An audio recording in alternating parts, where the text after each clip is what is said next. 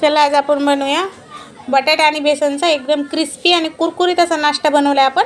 तर एकदम बघा स्नॅक्ससाठी तुम्ही मुलांना झटपट असा नाश्ता बनवून देऊ शकता।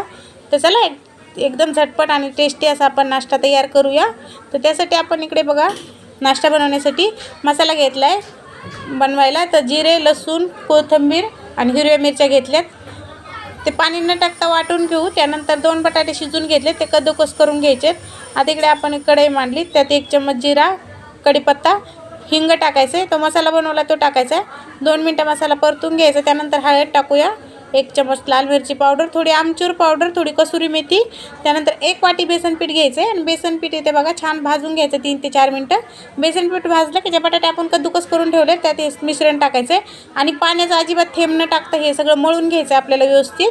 हे बघा असं मळून घेतलंय। थोडंसं हाताला तेल लावायचं चिटकत असेल तर, आणि असे बघा रोल बनवून घ्यायचे। त्या चाळणीला तेल लावले, ते चाळणी ठेवूया आपण आणि 10 मिनिटासाठी आपण याला स्टीम करून घ्यायचे। बघा ते इकडे मी पाणी उकळून घेतले, तर पाणी गरम झालंय, याच्यावर मांडूया आपण। 10 मिनिटं झाकण ठेवून शिजून घेऊया।